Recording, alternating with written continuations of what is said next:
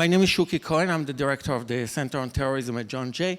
I want to talk to you about what my lab and I are thinking about the psychology of disinformation and propaganda, and how the models that I'm going to present are going to be partly informed by my background as a brain neuroscientist.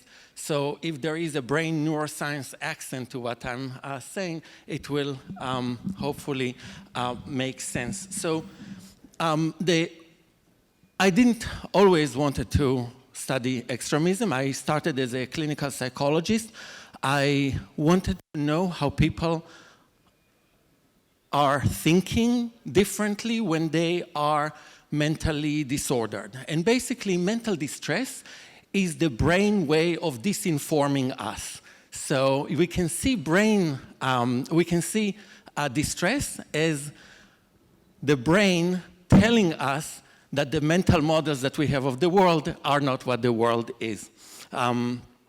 So the two things that I recognized as related to distress are negative bias and cognitive rigidity. Negative bias, I hope it makes sense conceptually. People who are stressed usually tend to think more negatively than positively, meaning they will see the half glass empty, whether you are depressed, anxious, and whatnot.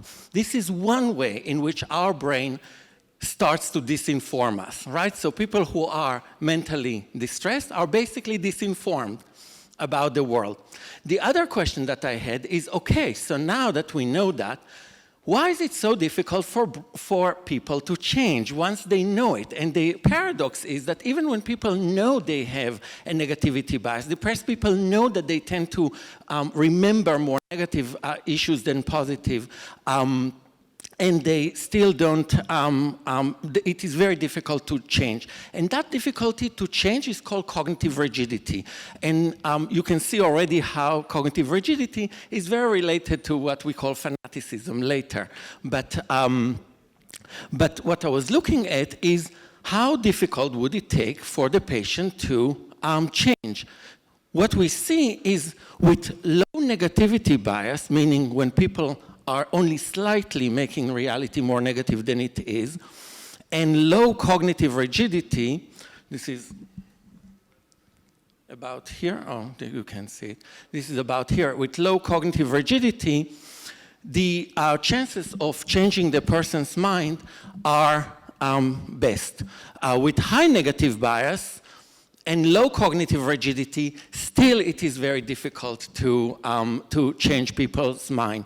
But with high cognitive rigidity, it is very difficult to change people's mind. It's almost circular, but you will see later how it fits. So what I was interested is in the intersection between the biases that we have of the world and how difficult it is to change them. And then 9/11 happened. And actually, I will keep it on this. 9/11 happened actually right in front of me, and I became obsessed with Osama bin Laden. And the thing is that when I was searching for ways to understand patients, I also knew that the same misinformation that they have also makes them not unable to reflect on it. So I did not want to ask people, how negative are you? Or how rigid are you in your thinking? I developed systems for looking at word patterns and looking at for cognitive rigidity and negativity bias. And the reason is that when people talk, they tell you much more than they intend to tell you. It's because our brain was designed to extract the meaning of what we say, but not the exact words. So if you try to remember or to produce a transcript of what I'm saying, it will be very difficult. However, people with negativity bias will talk with negative terms, even when they tell you the story of their wedding. They will tell you the happy story with more negative terms. So I had a computerized way of looking at people's underlying negative bias and cognitive rigidity. And then 9/11 happens, and I became obsessed with Osama bin Laden for all the wrong reasons. What I grew up with Muslims. I studied Islam most of my life. I knew that this is not Islam. But one thing that, that fascinated me is that, I don't know if you got to listen to Osama bin Laden in Arabic. It is quite an ordeal. He's droning, he's monotone, he's mousy almost. And I remember, I was born in the 60s, I remember Gamal Abdel Nasser, which with the charisma and whatnot. So I was asking, so that was actually good news for me, because that will mean that the message of Osama bin Laden is in the words and not in his charm or charisma or gesticulation or something else.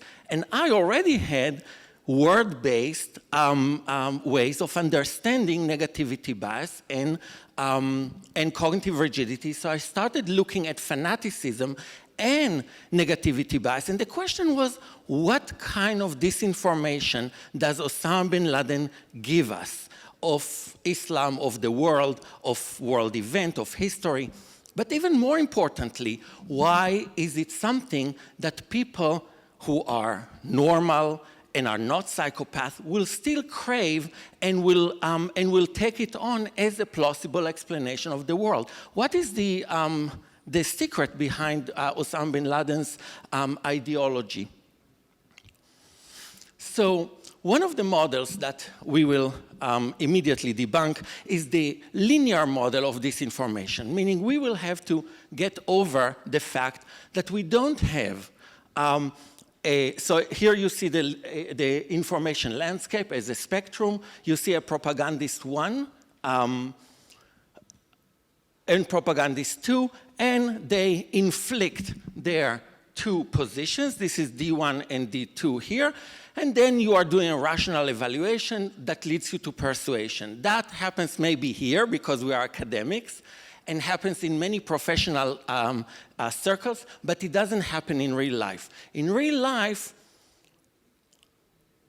what we have is confirmation bias. Here is where disinformation starts. These are people, these are data that I cranked from the Public Policy Forum.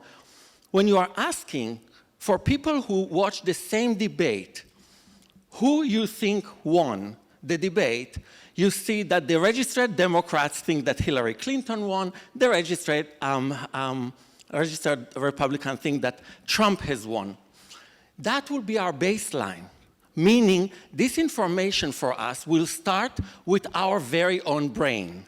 Because here, that was not a disinformation. They watched the same debate. They just took from it what they wanted to take. So they disinformed themselves in a way.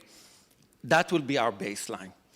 Looking at this baseline, instead of a linear model where you have 2 positions of 2 separate parts of the information landscape leading to rational evaluation and then persuasion, what we have is the 2 ideologies or misinformation or whatever you want to call it are going through our very own fallible human being brain and gets processed through the negativity bias, meaning our tendency to look at things more negative than positive, through our cognitive rigidity, and then on top of that, we have social control, meaning how much is society or our group of reference constrains us to believe a certain disinformation or not. And the model that a lot of people have spoken about, and the model that is on our mind a lot, is the model whereby the propagandist create this information, it goes processed through our brain, then you need to have a cognitive opening and social control, meaning you have to be open to that idea. But then if you bombard the person with, let's say, ads, election ads, then they would be able to sway. Well, The research shows that this indeed happens, but very, very ineffectively, meaning you need enormous amount of bombardment, an enormous amount of social control and cognitive opening, meaning people need to be in a mindset where they have to look for another solution because nothing else that they have done so far worked, and they need to have a frame of reference that tells them that, that this is the person that you should vote for, this is the information that you should believe. The reason why we believe that this is the model that works, meaning that if you bombard, eventually some people will change their mind, is we had two very strong winner-takes-all kind of events, the Brexit and the Electoral College that elected Donald Trump. But also, media companies, especially online, are telling us that the more we invest in online information, the more we bombard the consumer, the more they will buy. Yes, it is true, but it is highly ineffective, ineffectual, meaning the efficacy is very low, meaning you need a whole lot of exposure and a whole lot of reach in order to get people to buy your stuff. A more plausible model is what I call the radicalization model, meaning the person already has a preconceived notion and they are seeking information from that propagandist that conforms to that.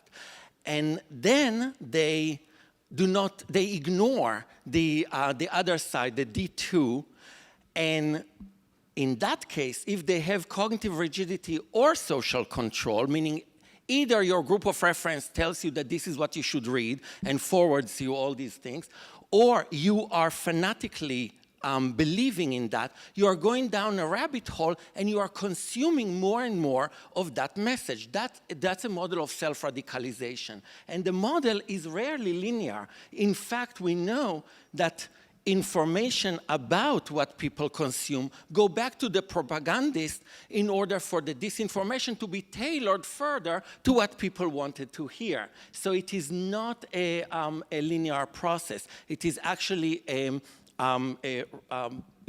circular process.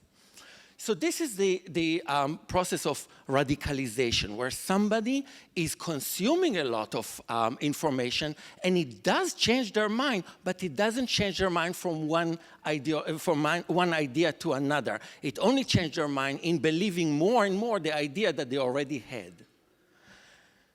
What I want to talk with you today is what is even more plausible and we see more of, but we don't talk about enough, and that is the idea that even when you have the best of intentions, you have cognitive opening, but you are socially alienated, you get information from one propagandist, from another, from another, and all you get is confusion. And you don't know what is right anymore, and you just leave it. You become inactive, you become disaffected, you become disengaged in a political process. That is much more likely from a psychological background. So let's recap. The idea that I can provide this information and people will be swayed happens, but it is with low efficacy. The idea that people already have some idea that what I'm saying is right, and I'm providing with more, and they become more and more convinced in that idea, that is also happening, and in higher efficacy. But what happens in the highest efficacy is people just giving up. And that is going to inform my set of solutions. So, as you can see here, we can attack the process in many different ways. We can attack the first link. We can just shut down the internet. We can attack the link between the propagandist and the disinformation. How much time do I have? Okay. We just kill the propagandist. Then we can attack when the disinformation gets to the individual. That's when we deplatform or detect fakes and shut it down or take it off. Also, we can prevent individuals from giving from proliferating information by posting. These all are possibilities, but as you can see, they are following on events that are actually quite not as strong as we might think. Now, we can also prevent people from bombarding you with information to sway you. And that is by preventing bot swarms, for example, or to limit mass reposting, for example, what WhatsApp is doing to prevent mobs in India, for example. We can also, and this is the more important, because as we know, the left rubric is even more likely. We can, as we spoke before, we can work on web literacy, we can work on critical thinking, and we can work on personal data protection, so that if our information is so useful for swaying us politically, then perhaps it should be protected, just like census information is protected, is classified, because it can be weaponized. But the most important thing is to prevent inaction, to prevent the idea that there is so much information out there, and what do I know? And we live in a virtualized world, so I don't have expertise, so maybe I should just not vote, or maybe I should just not engage. The research shows that people who do not engage politically are more likely to become pernicious actors and to do something violent. So to encourage political engagement would paradoxically get us in even better state as a society. But more importantly, we can fight the helplessness and alienation. And one of the things that my research shows is that we live in a world where the values of, let's say, traction or celebrity or repost or whatnot are causing us inadvertently to seek it and therefore to propagate disinformation without us knowing. Yes, I am told that my time is up. I'll just mention one more thing, is to increase the tolerance for complexity. The idea that the world is complex is good. The way that propagandists can numb you is by saying that complexity is bad and simplicity is good. Thank you so much.